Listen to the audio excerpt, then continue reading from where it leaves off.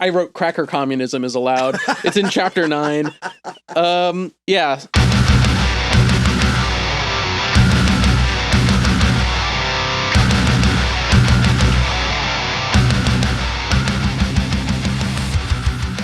Hello. Hey, welcome. Hello, welcome to Left Unread, a podcast where two dudes engage in radical self-education. Yeah, we're simply two members of the Anarchist Lifeboat Federation, determined to save every human without asking for their credentials first. I was going to say, is that your Kropotkinism Yes, but intro? the thing is, like, I was thinking about this too, because if someone's like hadn't listened to the last episode, then that's complete, what the fuck are these guys talking about?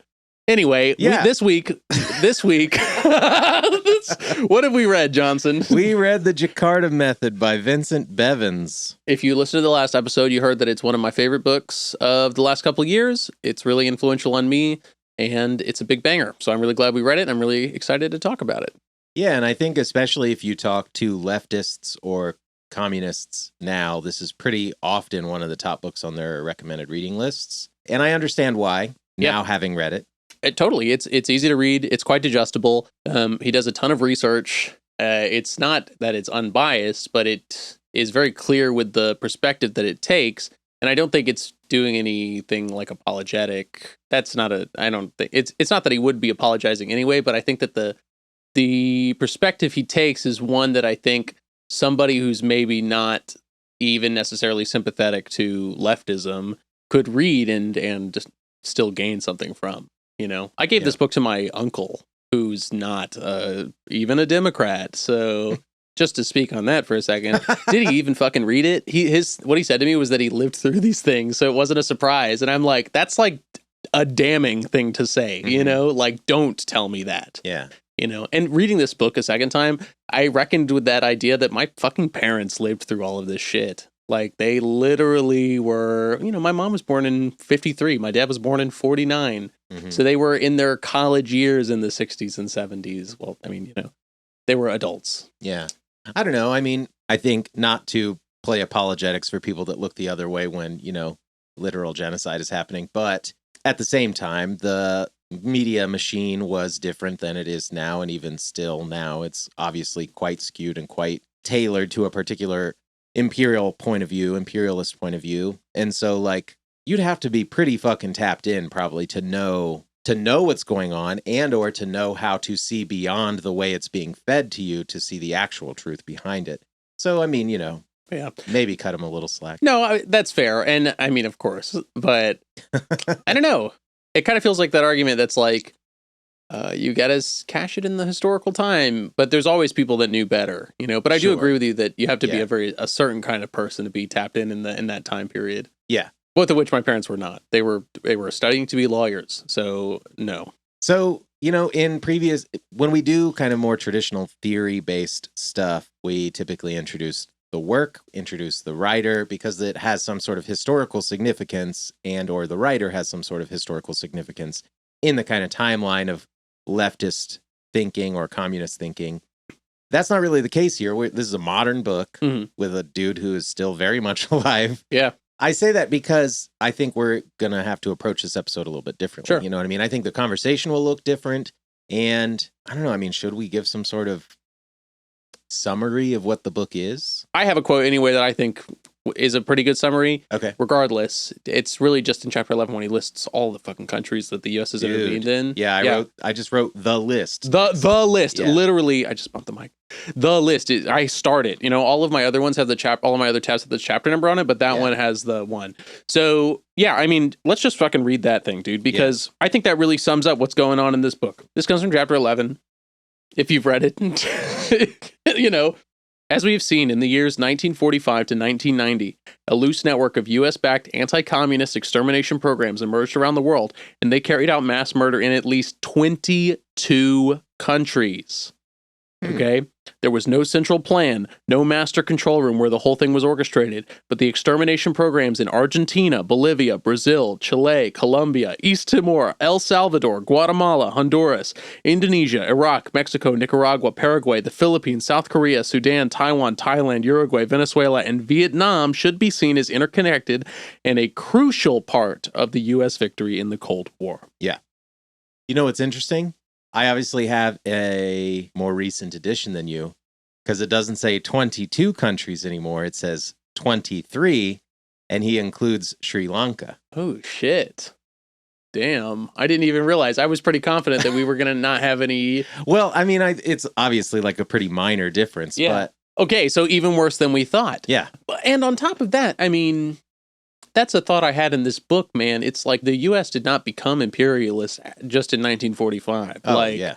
this is the capstone on a long history of, the U.S.'s struggle for global hegemony, essentially, like for expansion at the very least. Mm-hmm. I was looking at the references in here because I was interested in some of the books that he had read for this, and he actually quotes a lot from Killing Hope about direct American intervention, Mm-hmm. which I saw that you had put on the reading list. Yeah. And I just thought that, that was interesting, but it also made me think that, like, this is a small picture of what the U.S. has really done, and it's fucking humongous. Oh, yeah. I will freely admit that I came into this reading, well, all of the readings really, but it's relevant to this reading, with very little historical knowledge of the kind of global imperialist project of the Americas.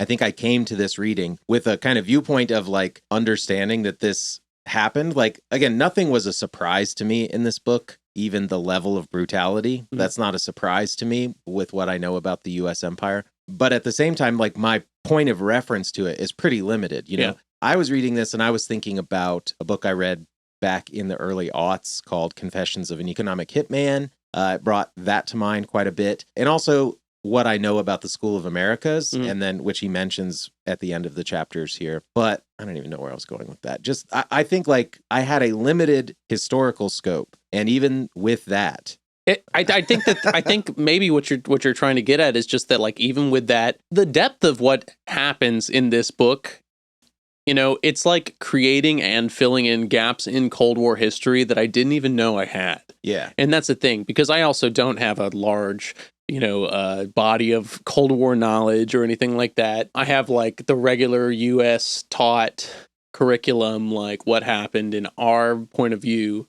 History is written by the victors. Mm-hmm. And you would never think of these things. Like, you would never know about these things unless you read this or sought it out or were told. That's something that Vincent Bevins says very early on. He's like, unless you're a specialist in the region or a specialist in the history, you probably know nothing about Indonesia. Mm-hmm. And, like, go ask an average American, can they even find Indonesia on a map? Yeah. Most people don't even know. No, it's no, hell no. Yeah. But most people don't even know, like, Indonesia is one of the largest countries on the planet. Still, it's the largest Muslim population in the world. Yeah. Right? Like, it is a serious factor in the globe, and to think that we, the U.S., I should say, got their grubby little hands in there to the point where millions of people were slaughtered and the course of history was changed in the U.S.'s favor, I think is, like, so damning. I mean, it's... Even on the second read of this book, I couldn't help but feel like that pit of despair in my chest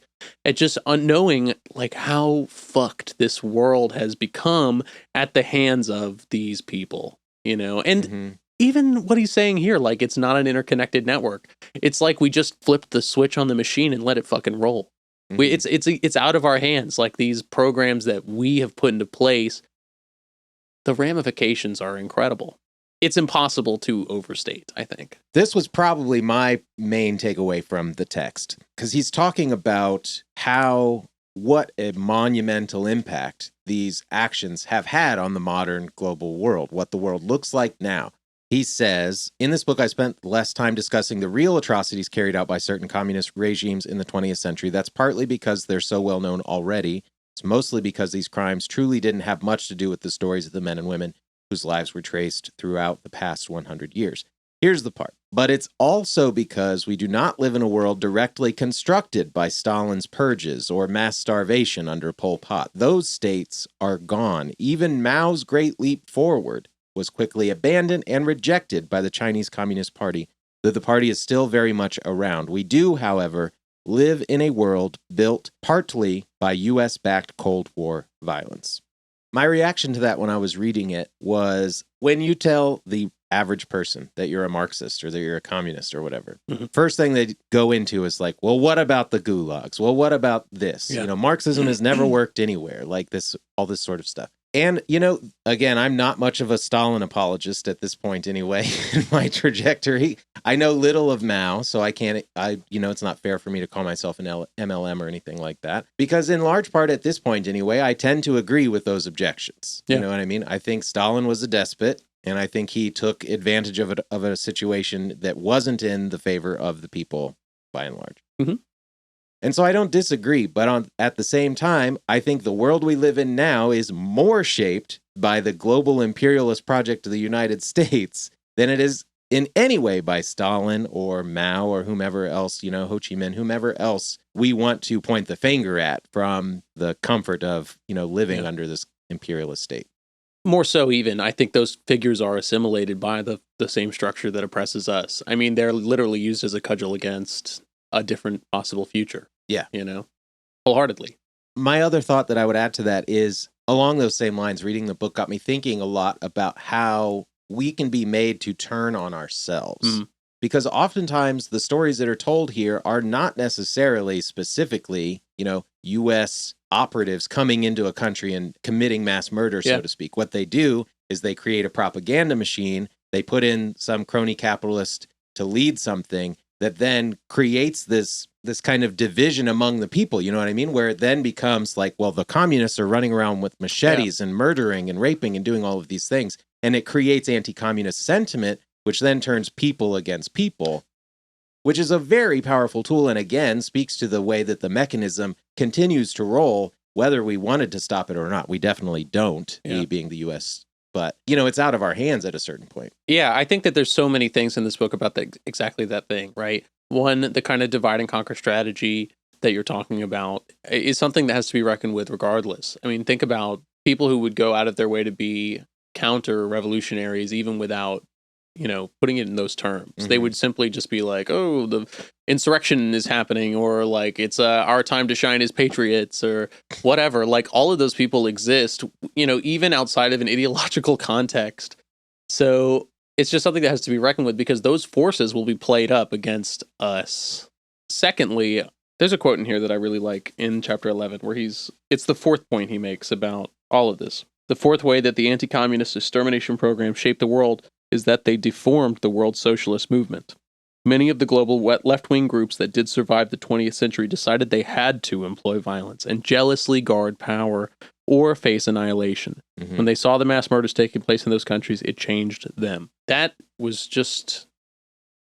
I don't know. This book is really heartbreaking, is just the thing, in so many ways. One, in the potential future that could have happened, and two, in just like the apparent struggle that has to take place is so much greater. Meaning that it's almost like talking about it as an insurmountable thing to overcome. Yeah, and I don't want to fall into that defeatism again, but like not only to see potential socialist countries be annihilated or demolished or couped or whatever from the inside, but also to see countries that just wanted like slightly better futures. Countries that were forced to pick a side in a global conflict that they had no interest in being a part of. Countries that were just breaking free of the yoke of colonialist exploitation, trying to find their own way, their own footing, their own voice in a world that is suddenly saying, you're with us or against us. And the with us is not always great. It sucks. Yeah, I mean, to that point, the with us is not always great. What I marked on the page that you're at right now is the paragraph right above where he gives the fourth point there. Because he says, as for the victors of the anti-communist crusade, it's clear that as a nation state, the United States has done enormously well since 1945. It is an extremely rich and powerful country. But if we look at individual Americans or break down the analysis along class and race lines, it's clear that the spoils of that global ascendance were shared extremely unequally. More and more of the flows coming in from other nations have accumulated at the very top, while some U.S. citizens live in poverty comparable to life in the former third world. And even if you're on the side, if you're somehow trying to champion this idea that it's like creating a better life, for whom is that life being created? Yeah, the most might makes right dipshit is out here living in squalor. Yeah. Okay, like... Yeah, I don't know, man. It's like this manifest destiny attitude, it feels like. And what did you really get out of that? That's an interesting connection, the manifest destiny thing. Yeah, I mean, you know, maybe one could extend Manifest Destiny to the logic of the U.S. after World War II regardless, because they were expanding in a sense. You know, they were just expanding their own hegemony rather than their own territory. Mm-hmm. And just in the same way, making promises that they had no intention to keep. Right. Just to find further exploitation of peoples and resources. There's just too much. The thing is, like, I don't think that there's not enough to talk about in this book. I think that there is just a lot. That was too an much, amazing maybe. catch. Yeah. I don't want to say too much because it's not like, oh, we can never, you know, it's like this is some eldritch horror. But when you start diving into it, like, it really becomes apparent all of the different ways that this affects everything, everybody, the world that we live in now. I mean, the U.S. educational system sucks so much shit. If people really knew how crazy history was, then they would be thrilled to study it. They would be excited and fucking angry all the time. Oh, of course. But I mean, that's why they don't teach it. But, you know, like, here's another tweet, but someone said that the history of the Italian elections post-World War II is which tiny little party joins the coalition to stop the communists. It's like, which fucking fascist brigade did we pull into our Christian Democrat coalition to prevent the PCI from getting into power? It's like, you know, history is insane. Mm-hmm. And the more you see it, the crazier it gets, you know, and we're pop historians surely at this point, but fuck, man, like, even with that little knowledge, it's hard to do any kind of justification for the other side of things. Yeah, for sure. I guess my overall kind of takeaway was none of this is outside of the realm of what I already would have expected from the American Empire. It is also gravely tragic and absolutely astronomical in its depravity. I think that a number doesn't do it justice. That's a big problem here. You know, we're talking about 1 million people. Okay? How many people, that's so callous, but how many people died in 9/11? 2,000? 3,000?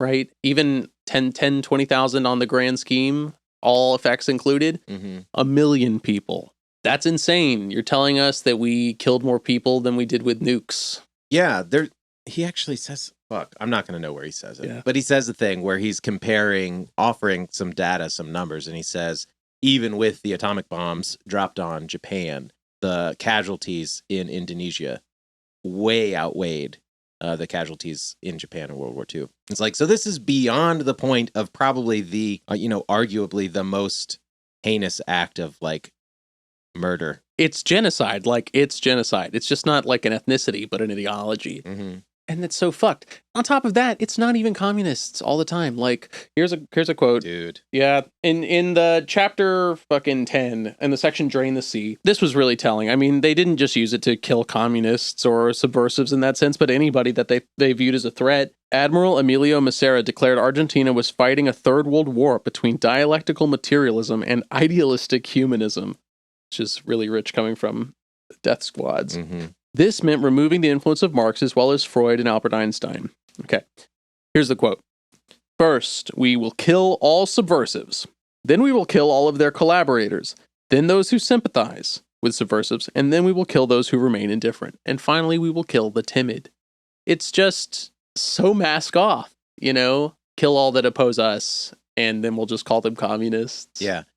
I have the same quote marked, and I wrote Niemöller, who's the guy who says first they will come for the communists, and I did not speak out. It just gave me the same exact kind of vibes. Yeah. Of course. I'm not that guy that's like, the communists have always been right. They carry the burden of being always right throughout history, but like, goddamn, you know, it's telling. Mm-hmm. It's telling that, like, the thing that's removed first is the most organized force against fascism.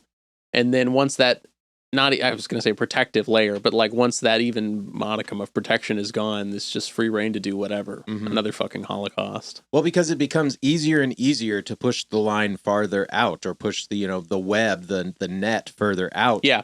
I mean, that's fascism in a nutshell. There's always another to attack until it's the other next door. And I guess it just goes hand in hand. I mean, like, anti-communism at the end of the day is fascism.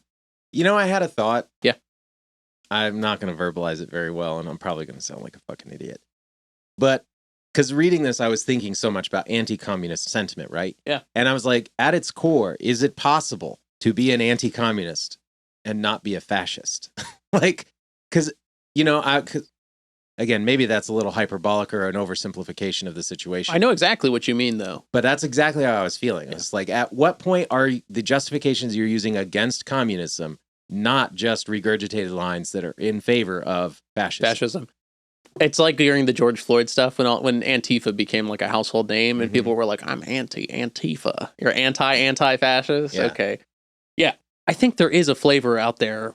I mean, left-wing anti-communism is existent. Yeah. You know? Yeah, and again, I don't want to be flippant when I say that or sound like... Yeah. All anarchists are serving fascists. That's not the thing I'm trying to say here. Yeah. Like, just because you're anti-authority doesn't mean you're necessarily pro-fascism. We're on the same page. Yeah, it's just that, again, I recognize that there are faults in that as a concept or as something. I certainly wouldn't put it on a T-shirt or something like that. Or, wave that flag proudly. Yeah. But it is a thought that I had that I genuinely thought, like, that's worth examining. I think it's just partially how, like, these positions become so concrete, so calcified, is that kind of, like, it feels like a backslide, It's like it's that same kind of deformation that Vincent Bevins is talking about. It's like I'm so terrified of the opposition, perhaps, that it changes my thoughts. Like, these people that otherwise might have been sympathetic to me and I would have been sympathetic to them, I now view as maybe even like counter-revolutionary because I'm worried about their assimilation into the broader opposition, whether that's intentional on their behalf or not. Much in the same way that I think that, the enemy of my enemy is my friend. I think that there is definitely... And again, it's not like two sides, like two fucking fronts in a war. That's not how it is. But it's just that, do the existence of these left anti-communist groups serve the right, serve the reaction, ultimately? And even having to answer that question in your own mind, I think, is like dangerous. And indicative of, I think, the point. Yeah. I think you said that really well. I'll probably cut out all the stuff I said. No. I mean... It's like we're working towards it because there is something there, It's that kind of feeling I get throughout this entire book is that there is something there. If only I could have myself and everyone around see it,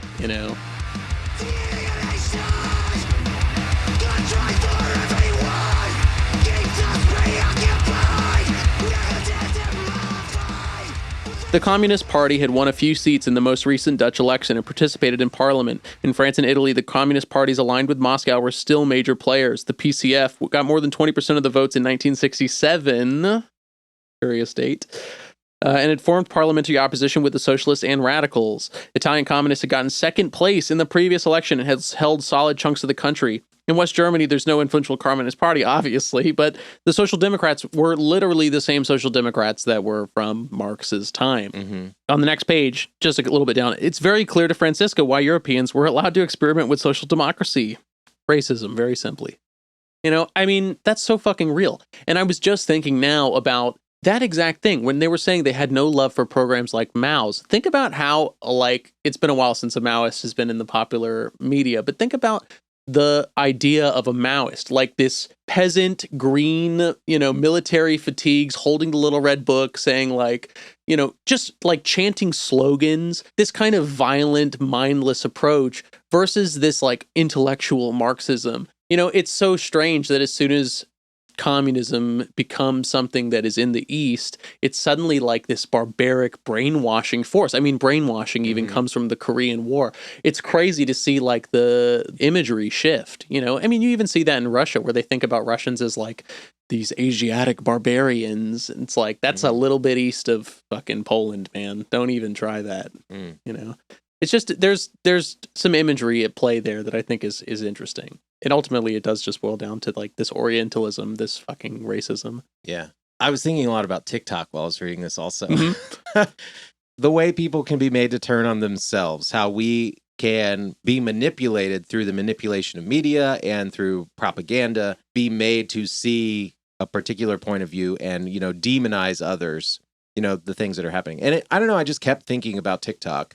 To your point about the kind of embedded racism that's kind of behind all of that. Number one, we know the real reason the United States Congress wants to ban TikTok is because of Palestine. Yeah. Because they recognize that the machine, the mechanism of propaganda that they have built into the, the kind of media system of the United States is being usurped on TikTok. And people, more and more young people are getting their news from TikTok. Yeah. As problematic as that may be, Sure. that's what's happening. And what that means is overwhelmingly, we're seeing young people in support of a free Palestine, and the United States doesn't like that. Mhm. And so there's certainly, we know that that's the real reason.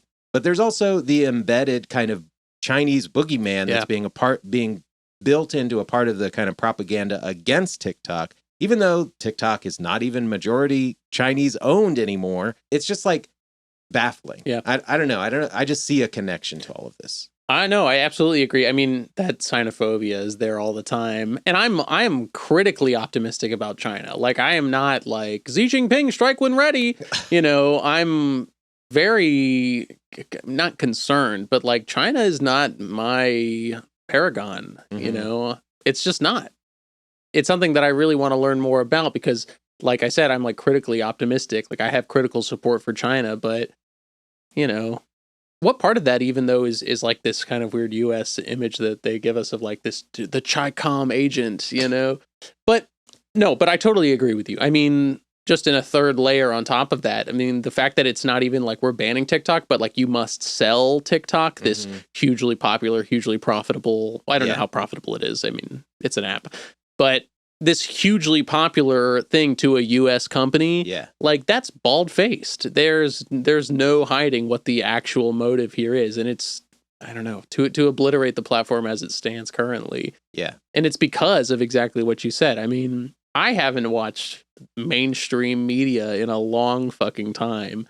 I used to get all of my news from like Reddit, and then I finally deleted Reddit, thank God.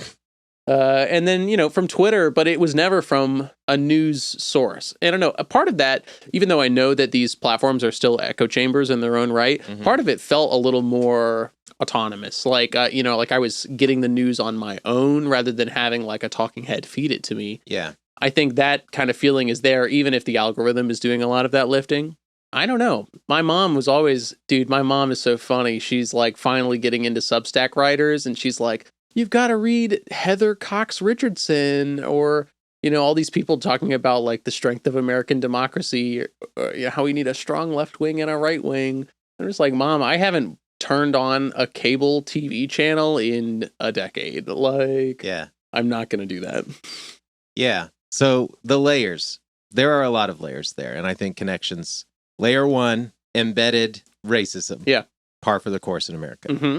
Layer two, the manipulation of, the media / propaganda to create a boogeyman or whatever that can get people to turn against one another. Comrade against comrade. Comrade against comrade. And then layer three, with TikTok specifically, this flagrant attempt to steal and monetize a company that is obviously hugely popular and has an opportunity to turn a profit for some fucking rich industrialist. Layer four, there are already American-owned social media outlets that are very cooperative with three-letter institutions in this country. Yeah. And they just want that, more of that. Sure. China can't spy on the United States. Only we get to do that. Meta and fucking Elon Musk. God.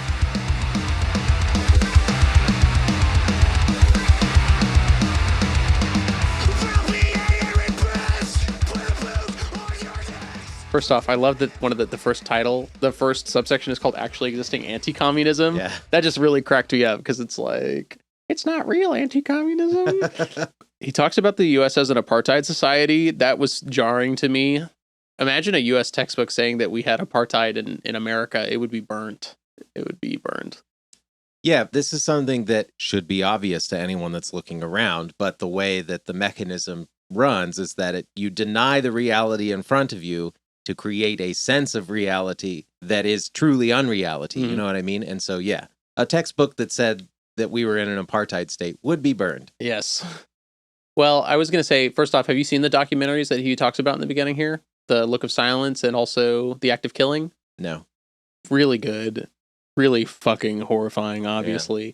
The Act of Killing, I cannot recommend enough because the way that Joshua Oppenheimer works with the people there, which were literally the death squads, like the paramilitary leaders, is immaculate. Because he doesn't talk.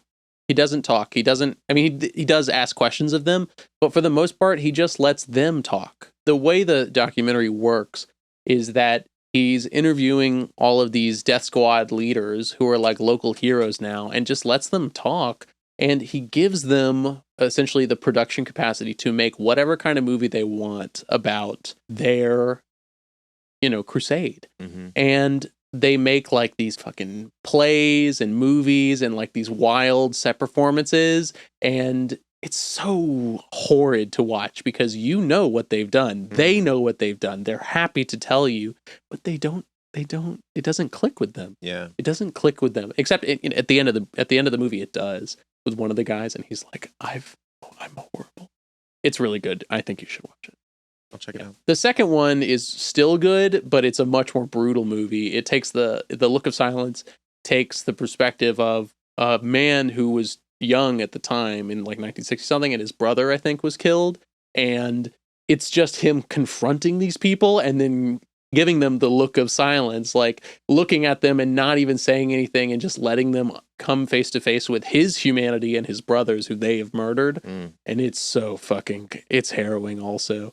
There's one point, even though, where the family starts talking to the director and they're like, Joshua, why are you doing this? Like the last time you came here when he did the first movie, it wasn't like this. They felt good. They like thought of him as their friend. Mm-hmm. And it's like now he's back and actually asking the questions. And it's like, great documentary. Why are you attacking me? Yeah, it's crazy. It's crazy. I can't stop thinking about the scope of it, man. The scope of it. Imagine if, do 1 million people live in Dayton even? How the fuck? It's fucking hard to fathom. And it's even harder to stomach. Yeah.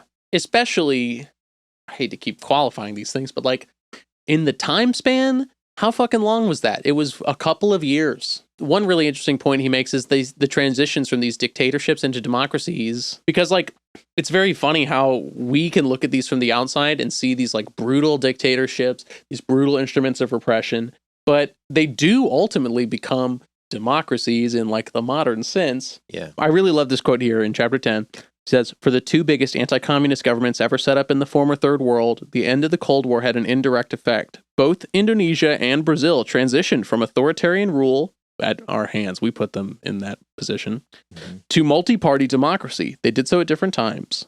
Brazil started the process well before the fall of the Berlin Wall. Suharto left power almost a decade after it fell. Crucially, however, they both did it the same way.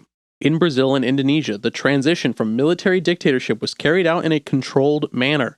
Negotiated transfers of power both maintained the fundamental social structure the dictatorships were set up to protect and provided impunity for the rulers who remained wealthy and influential. It's just very telling, like, which regimes we keep in our corner. Mm-hmm. Even as a modern example, like the way the U.S. plays nicely with Saudi Arabia, even though they're like hellish autocrats, a theocratic dynasty. Even when they were allowed into the democracy club, they still kept the original structures of power. Democracy doesn't serve anybody except the elite. It's just another tool. Yeah. Yeah. I'm sorry, modern bourgeois democracy I'm talking about. Not our wonderful workers, direct democracy. Our wondrous primitive democracy here to wither away the state, one brick at a time.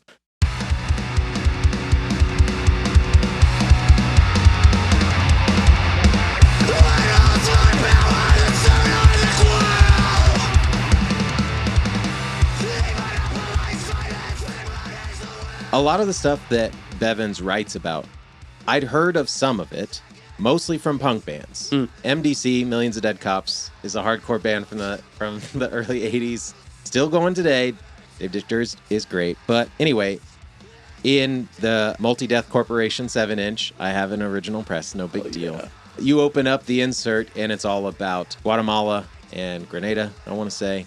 And there's all this stuff in there. MDC had some stuff about how Coca-Cola was killing people in Colombia. Like, I learned about the School of Americas through bands. Behind Enemy Lines has a song about the School of Americas. But anyway, the point being, like, I learned about a lot of this sort of stuff, the kind of hidden history, so to speak, the secret operations of the United States from fucking punk bands. And reading it again, all of this whole story, this supposed moral superiority, or even just rectitude, just like on the level of doing something that is morally permissible. It would be transparent if it were morally permissible. You know what I mean? Yeah. The reason it is all hidden, the reason it is happening, it happened in secret, the reason Kennedy and Lyndon Johnson and Carter and stuff were doing all of this sort of stuff behind closed doors is because they fucking knew what they were doing. Right. There is no moral superiority or permissibility in these actions.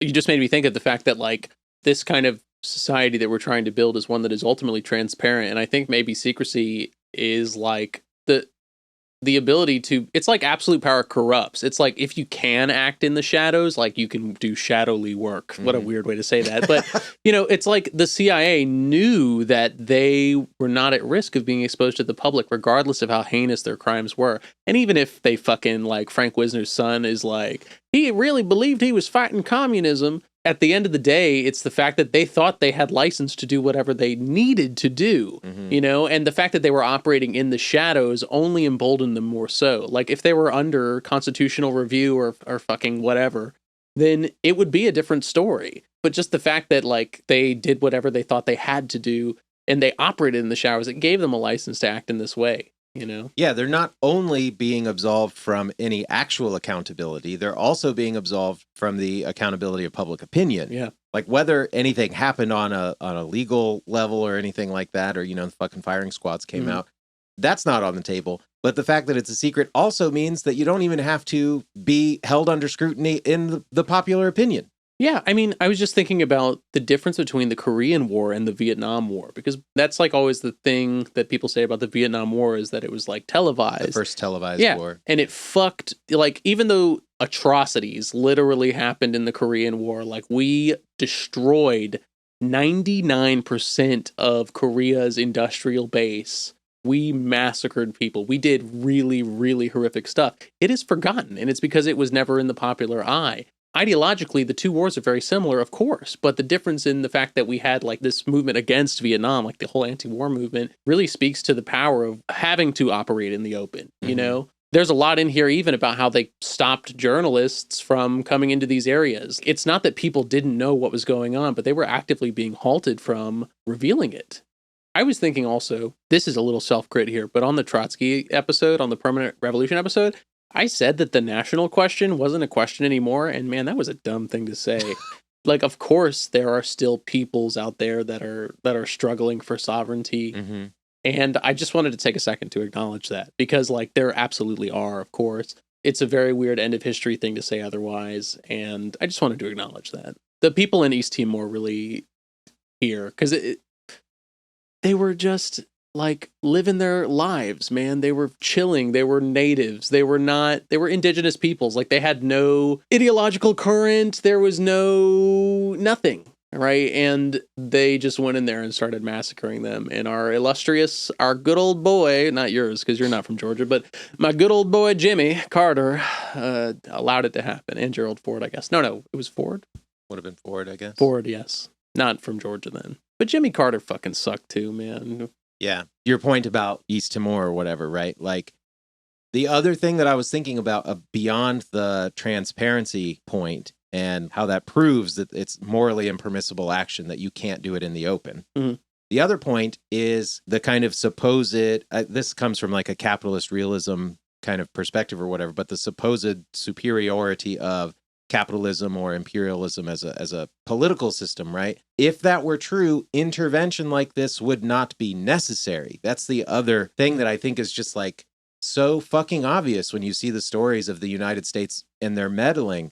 And I don't mean meddling to be like a diminishing kind of word, because literally millions of people were murdered. But if people want sovereignty, they should have sovereignty. And if their sovereignty is an affront or a threat to where you are at, to your system is the fucking problem. You know what I mean? Like, it shouldn't require intervention to stop these things if the threat isn't at the core of what you're fucking doing. I don't know how to say it. No, I know exactly what you mean. And it's like, I never feel that there's a lot of value in talking about hypocrisy, but it goes back to the whole idea of like it's the free marketplace of ideas. If you think that capitalism is truly the best of the best, then it shouldn't have any fucking problem here. It shouldn't require death squads. When I was in college, dude, and I was going through this kind of internal struggle, I didn't read, but I started reading Milton Friedman, Capitalism and Freedom by Milton. It's either Freeman or Friedman. Because I was like, I'm studying economics.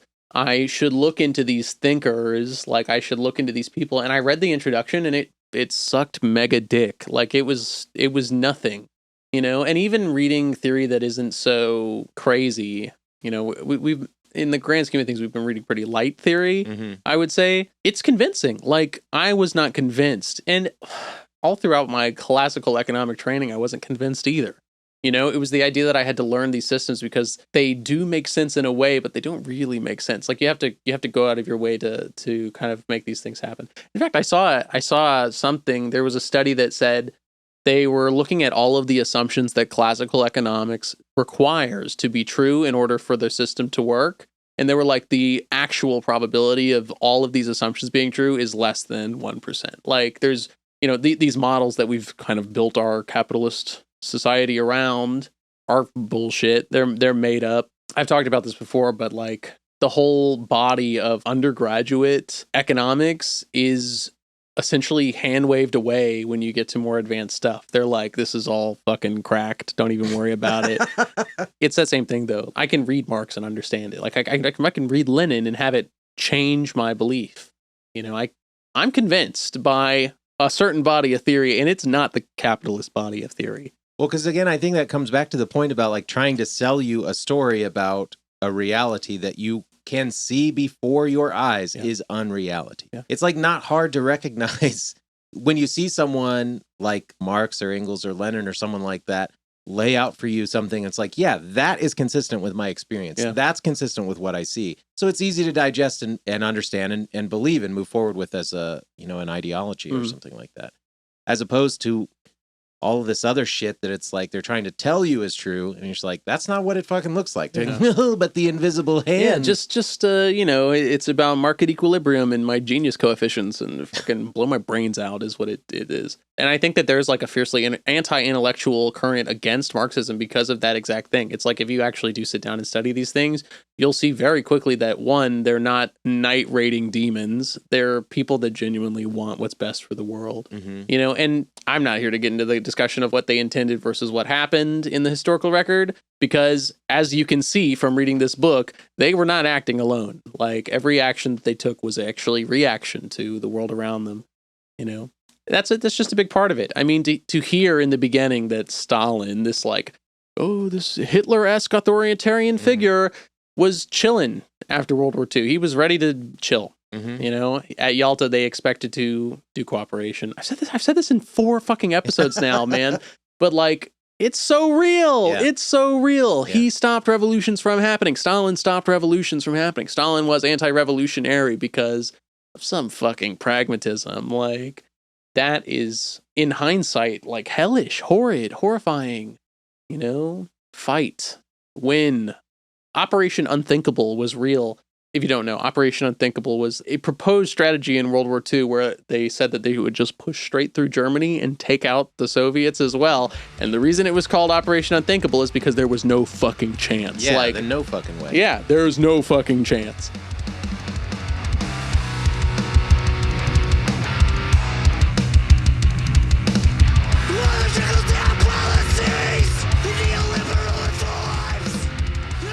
We, being capitalism, has clawed and scratched its way to the top. Okay, it was never dominant. Like, I mean, it is and isn't dominant. Yeah, it's dominant through force, not through any sort of natural equilibrium or anything like that. Dominant through hidden operations that are happening under the surface, Operation Condor bullshit, you know, like that sort of stuff. So it's not a naturally occurring is a stupid way to talk about an economic system because... Right. Economies aren't naturally occurring, but you know what I mean? Like, it's not like it comes as a natural thing. It only has the position that it has through strict coercive force. It's a system imposed on us. It is not by our creation. Imposition. Yeah. Fuck, man. Sorry. No, you're good. I'm just like, this is like a doomer book because it just makes me feel so shitty, dude. I get that kind of doomerism feeling from the text because it is really hard to read about things like this and not feel kind of fatalistic about it. Not feel one, like, well, that has already happened and we are living in the wake of these atrocities, right? Yeah. I think that definitely is a feeling that I had while I was reading it. And then two, the other question is like, so now what? And it's hard to look at something that has obviously had its tentacles in every... This is a fucking future-laden helplessness, man. I mean, like, the battle was fought and we lost. That's what it feels like. It's like there's no chance for a fight. The battle has been fought and we lost. Earlier when I said history is written by the victors, I was thinking about what Vincent Bevins is saying in the very beginning. He says, you know, it is often said that history is written by the victors, but this is clearly not the victors. Like, these are clearly the losers in this scenario, you know? And it's like, you know, why become a communist, man? It's so fucking grueling and hellish. The question is like, what questions does this book leave you with? And I think that is a big one. So what then? You know, so what now is the kind of question that is striking me. Yeah. What does any sort of resistance to a system that is obviously capable of things like this and has the capacity to do them without any accountability, right? What does resistance to a system like that look like? Because it is really fucking hard to conceive of something that can stand against that. Yeah. That's just what I was thinking. If we are to throw ourselves into this same struggle, how can we learn from the struggle that's already happened? You know, that's really the biggest takeaway of this book, is that I hate talking about what we're going to have to think about, but it's like, these are the considerations that have to be made, because it's just the facts. Like, it's just the world around us. If we are content to do the same kind of struggle, then we should watch out for the same kind of pitfalls. You know, I mean, that sounds so obvious to say, but it's just a damn doomer. It's a damn doomer of a book. Well, and I think, you know, any sort of revolutionary action is going to be propagandized. Yeah. You know what I mean? Like, Antifa is the smallest, most minuscule example of that. But I'm anti-Antifa, that's a fucking idiotic thing to say. That you're an idiot. Yeah. That is just the surface level of how easily propaganda can be used to dismantle or disrupt any sort of revolutionary action. And how susceptible we are to it. Even on top of that, I think that susceptibility is part of the issue too, because as soon as you start taking that consideration into question, you're funneling people into groups with us or against us, you know? And I had that thought constantly. I'm like, when the revolution comes, are you with us or against us? Do I have to be worried about you versus me? You know, because that's all. I don't think there's a neutral party there. It will either be you are in support of this state that will kill me, or you are in support of me and mine. And that funneling, though, is part of the problem, is that I don't want to put people into those baskets, especially not prematurely. Yeah, I get that. And I do think that I think you're right to say that there is no such thing as a neutral party in those cases. There can certainly be levels of participation or, you know, like degrees of participation. But like, silence is violence. Like, it's the same shit. You either support the thing or you don't. Yeah. You know what I mean? Like, I think there is a very clear line there. What that support looks like, or what that lack of support looks like, obviously can vary. Yeah. Never again!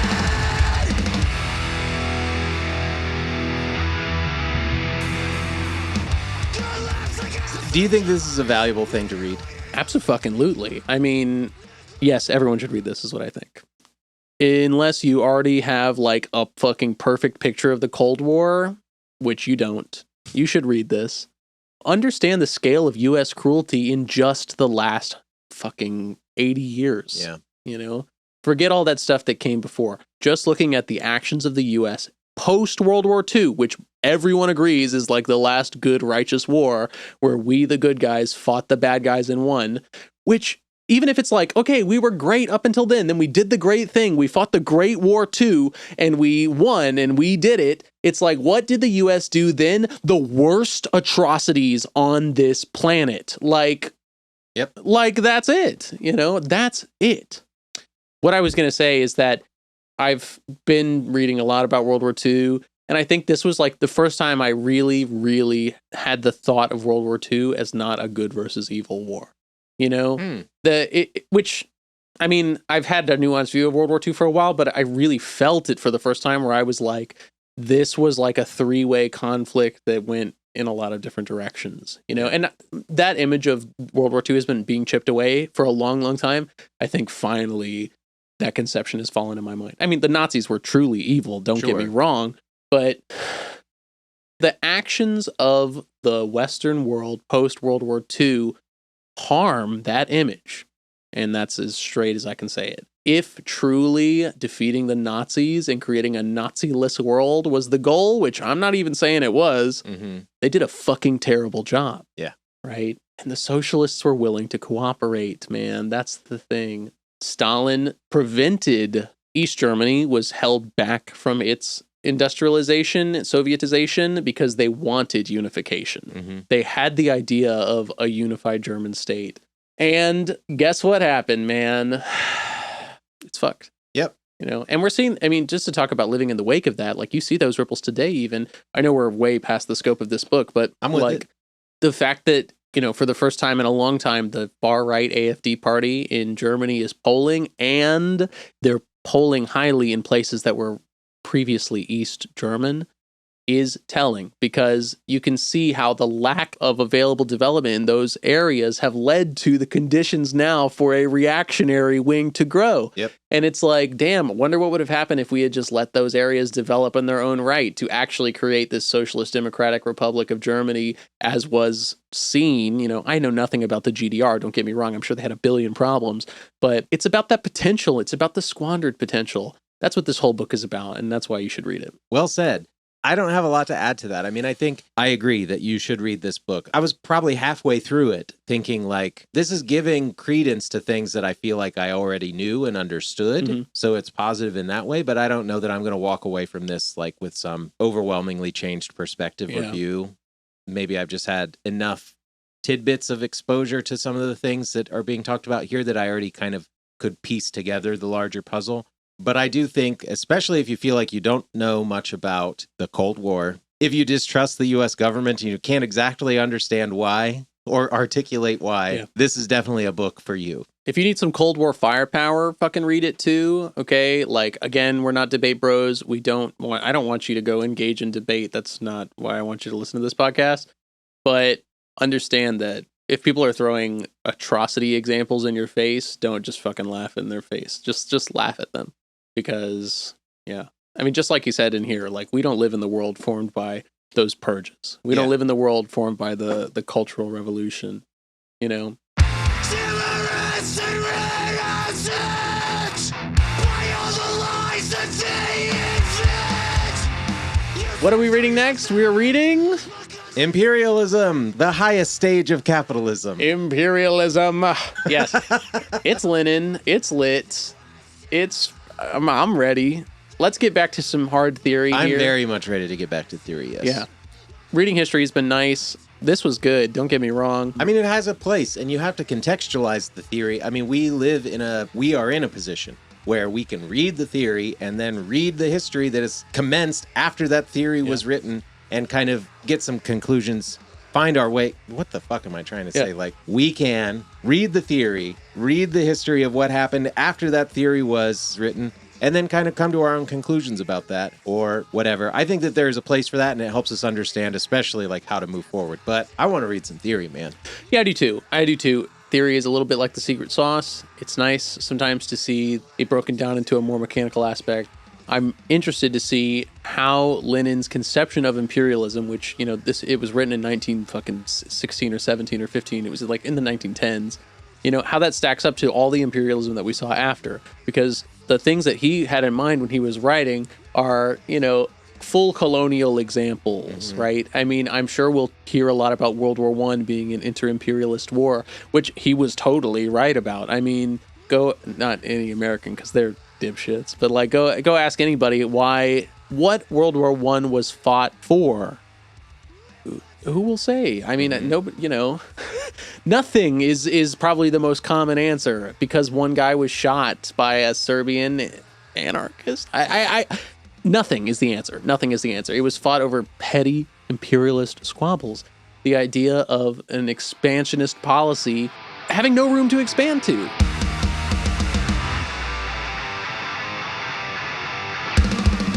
I'm pumped because we obviously have an idea of what imperialism is in mind. I'm really excited to see what Lenin has to say. I'm also just excited to read more Lenin because I love the fire in his belly. It was good. Yeah, I will say I haven't listened to any more of that audiobook, mostly because the first chapter is, why did communists do this? I know why, because they are talking to a specific and a contemporary audience, but the first chunk of it is him talking about how industry has been concentrated with just a bunch of numbers, you know? In 1865, there were 8 industries. In 1875, there are 20 industries, or you know what I mean. Yeah.